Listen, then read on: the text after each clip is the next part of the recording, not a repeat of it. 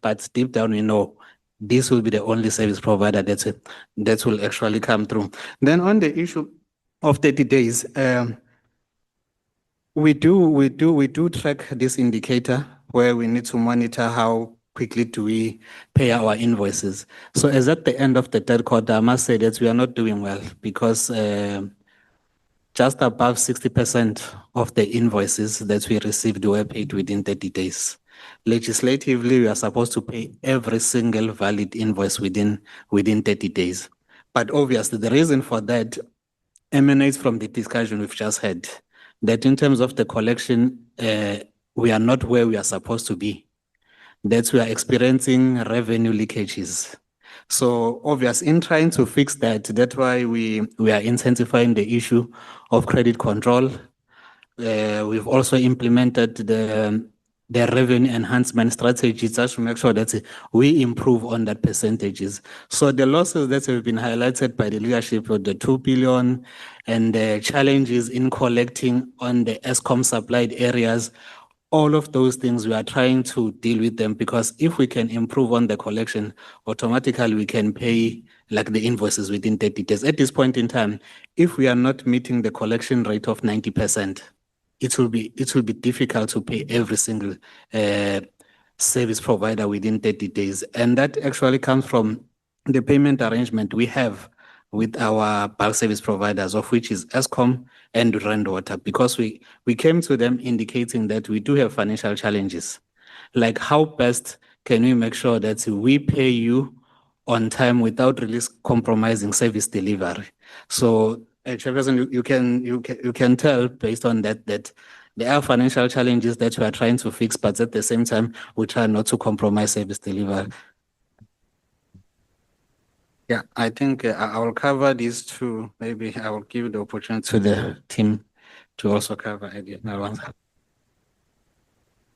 No, I think there's a few, and I think let's agree that in terms of how we've been approaching the ICT manipulations, largely has been on performance issues. We put people under systems for performance, discipline them.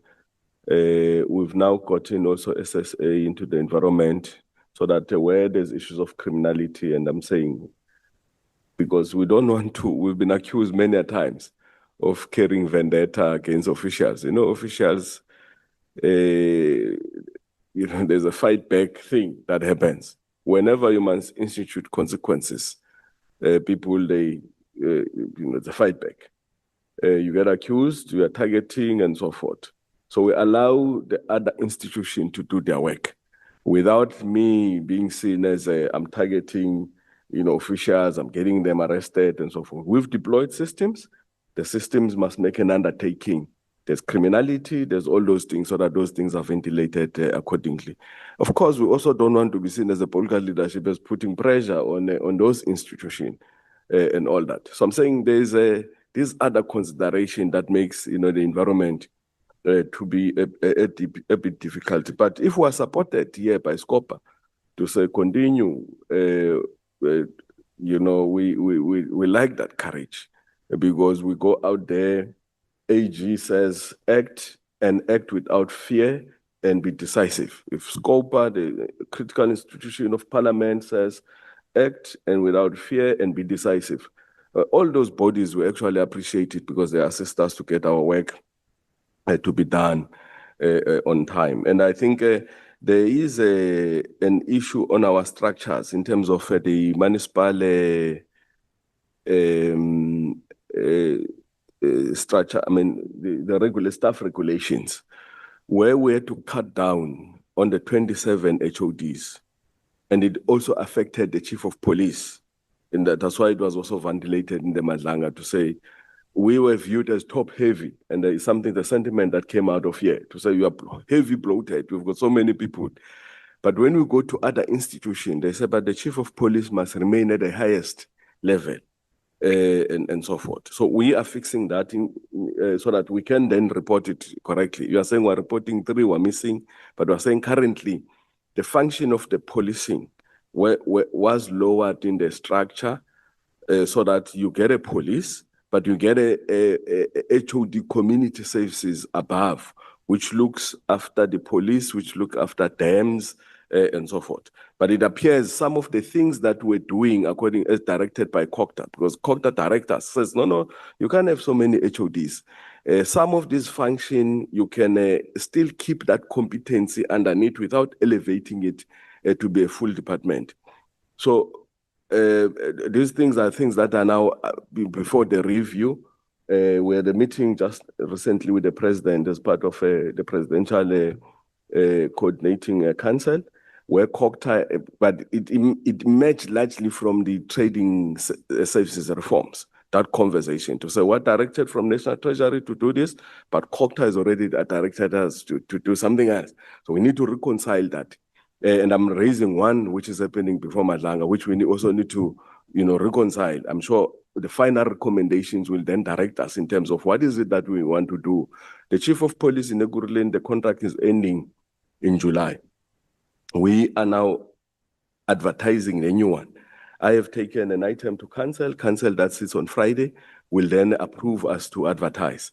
But as we go on, we need to interface with experts in the policing environment, Madlanga, to actually say, please give us a bit of a clarity on this one so that we can then advertise it correctly. Then if it remains an HOD, it remains an HOD, or we can still keep it below, but we make it a product that, a function that reports directly to council for independence and all that.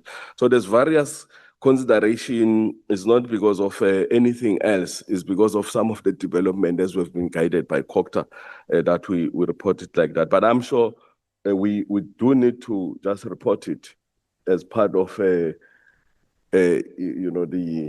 for purposes of reconciling the independence of council. It's not just that function, Honorable Mayor. We've got a function of audit, the chief audit executive, whom, because we had to cut down, we had to reconsider that function.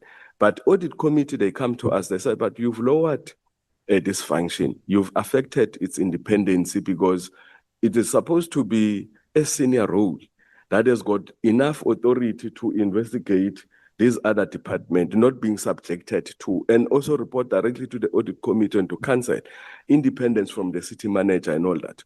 So those are various considerations that we've taken before COCTA. We said, look, COCTA, we had to embark on this route, but this route is complicating some of the governance system in terms of assurance providers and independence of those bodies. So I'm saying there's those conversations. The MEC of COCTA in Gauteng says to us, including Honorable Minister Shabisa, we then said, let's have an IGR so that on issues that are a bit of a problem, we ventilate them because structures in their nature for a big organization like Ekurhuleni, it's a big organization. We've got about 24,000 employees and we expected to keep this discipline. Water, you must keep it because there's competencies that are directly in sanitation and all those aspects. We try and look at the aspects that we can collapse, but someone else comes and says, but disaster and management services is an important component in the era of climate change and all those problems that we are facing.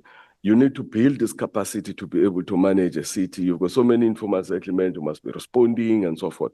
So we have to navigate. The issue is about the resources. How much are we saving the resources and investing them where it matters most? And I do think the other issues have been dealt with.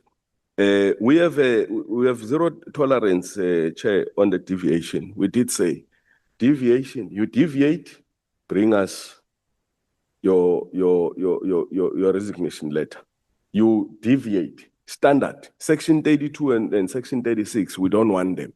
However, there are things that you can't do without. Even if you know you want a Microsoft, we all use Microsoft on the system. Doesn't matter if you advertise, someone will go and buy from Microsoft and add a percentage. Then we're gonna come here and be told, why did you do that? So there are those aspects that we can't really do without, that we know they are standard. If you know there's SABC, there's just one SABC. Unfortunately, you have to get a city into the SABC. You might have to pay something to get into that platform because that's the only platform that is there. I'm not sure. Yeah, I need us to wrap up quickly, please.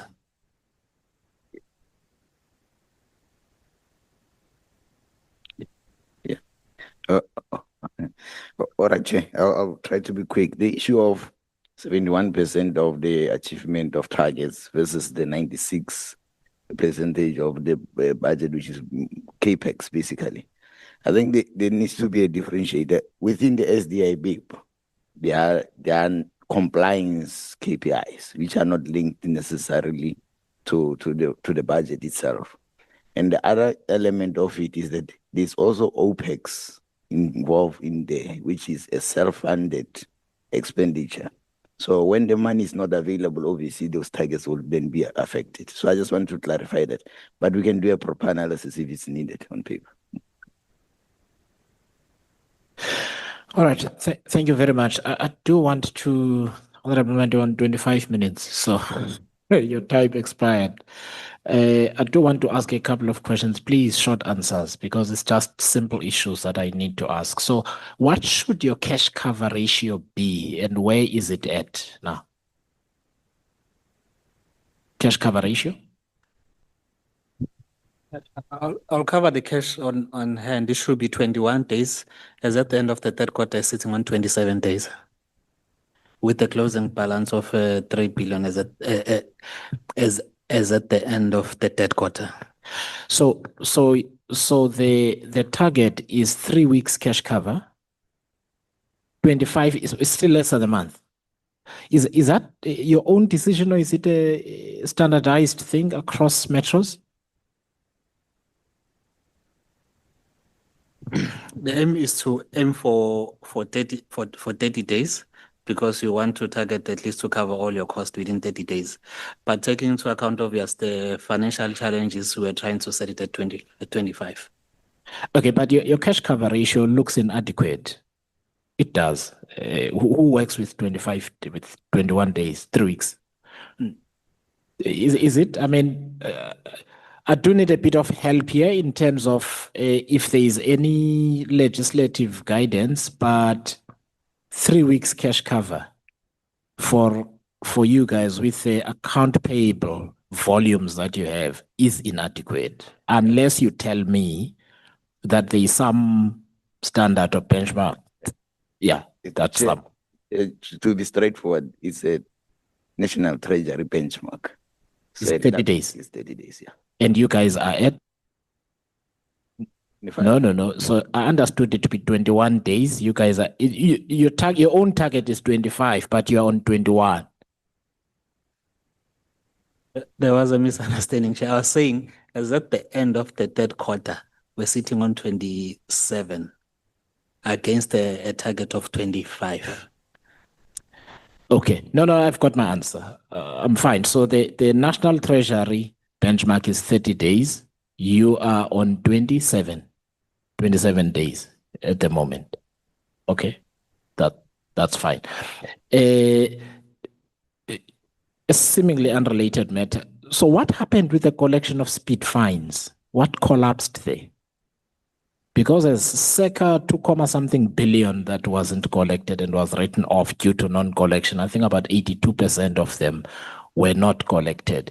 What happened there? No, thanks, Chair.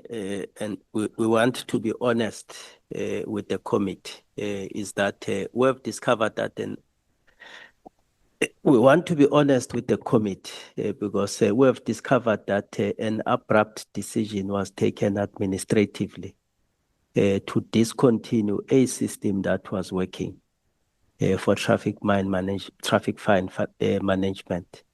And that system was discontinued without any other system being put in place to replace the discontinuation of that system. And it then created a gap because, again, ICT. Who took the decision? I'm saying it's a management decision. It's a senior management decision because ICT made a commitment that there will be an in-house system that was going to be built, which till to date, it has not been built.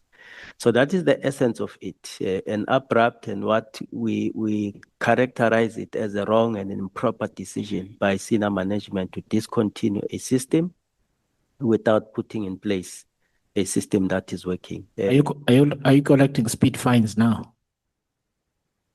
Yes, yes, we are. You're certain about this because you've just said till today the system is not, or do you have a system that you are now using? Chair, we don't have a full back office system, but there are tickets that get issued, and that's where we are collecting, which is minimal to what we ought to be collecting when you've got the full back office that also allows you to use your cameras. Because once you, with the back office, when you've got your cameras, you can be able to go through the justice system and be able to find people. So we don't have that back office. It's the one that was discontinued, but we can indicate that we are in the process of re-establishing the back office system. Okay, so did something happen to the managers who took the city took a plus 2 billion rand hit on this management decision? Chair, is part of the ongoing interaction with the DCs around the whole ICT issues. Okay, we're going to need to have a session on this ICT environment because remember, so there's two, so just from speed fines alone, it's about 2.3, 2.4 billion on the narrative report that the AG did. So on the narrative report, that is in your, it's an annexure to your annual financial statements. The write-off, about 82% of the fines were written off. I didn't know why, because it's not stated in the report why, but it's yet another. So now we've got two things. So we've got the cyber breach plus collusion between employees, and then we've got this one with speed fines. And then, as I understand from your explanation, you still have revenue losses from that environment because there is an aspect of your speed fines revenue collection that is not working, right? And we would need to understand what that is. So let's park it because we will need then to come back to it when there's more time. I just want to also ask about, so the accounts payable period has been dealt with 30 days, but I just wanted to ask about the valuation of Rand Airport. What's the shareholding structure there? Because I see there's a valuation of that asset that never changes. It's always 4 billion Rand. Why is that? Yeah, am I missing something there? What's the accounting treatment on that? It is for 4 billion Rand, Chairperson. Is based on the fair value. No, it's not. The thing says there is no fair value calculation done. The notes to financial statements, I'm looking at them. Let me just confirm that. I can take you there. I've got it in front of me. There is no, in any event, you can't have a physical asset with depreciation and so on, staying constant for years at exactly the same round figure, 4 billion Rand. That's what it does. It's 3 years, it's 4 billion. Why is that? Does anyone know? Just check that.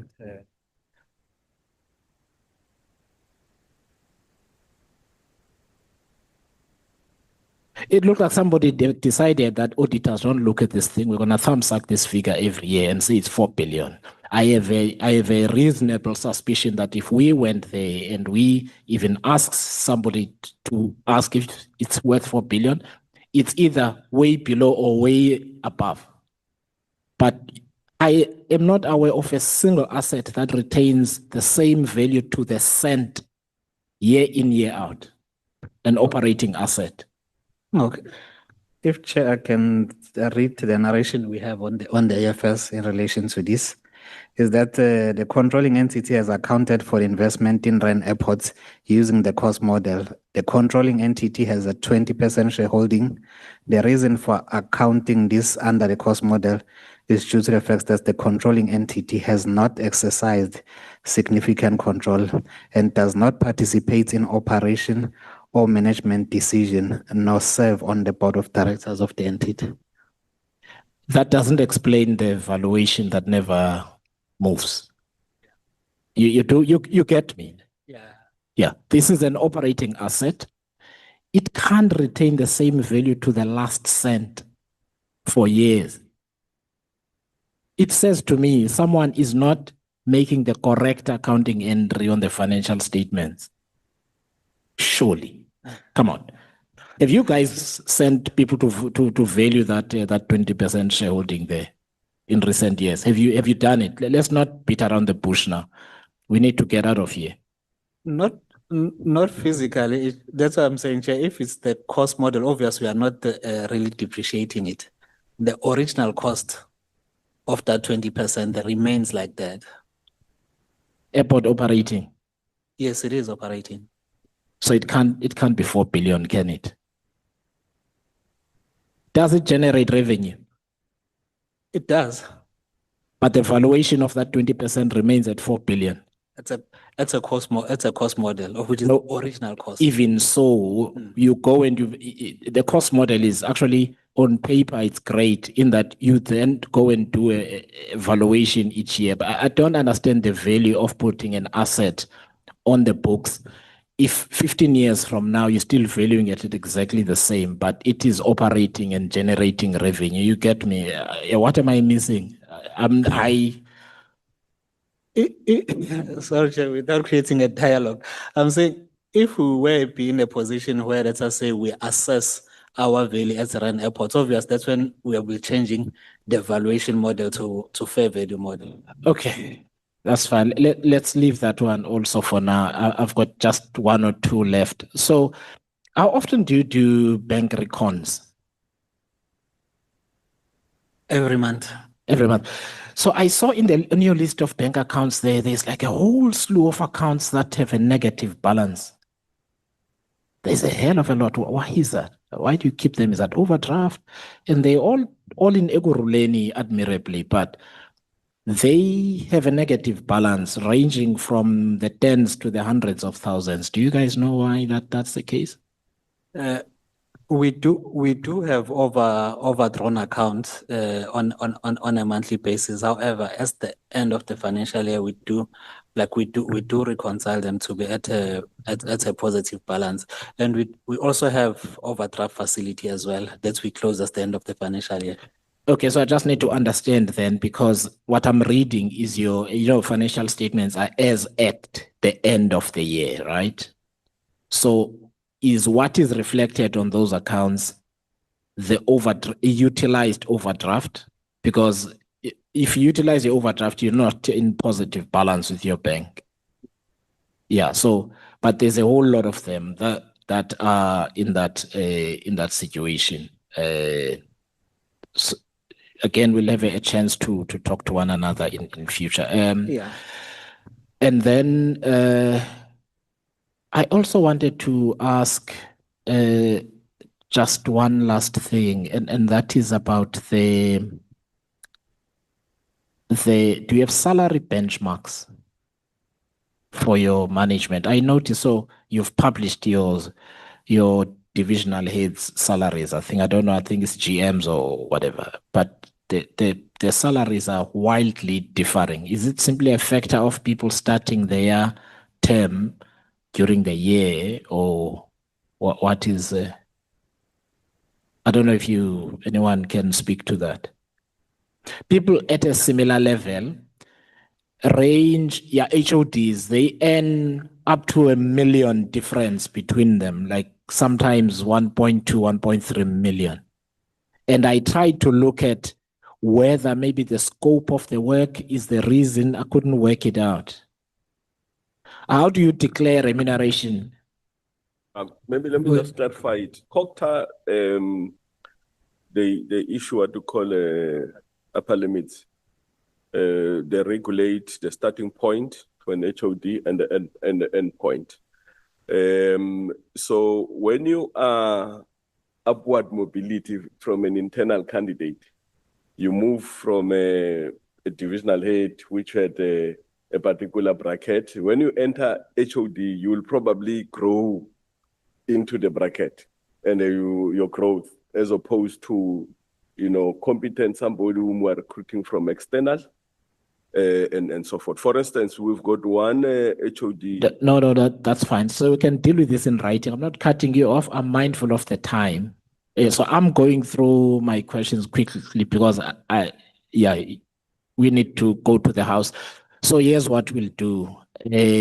We just need to work out when we can talk about specific matters together. We will send you a detailed request just for a written submission that we then discuss.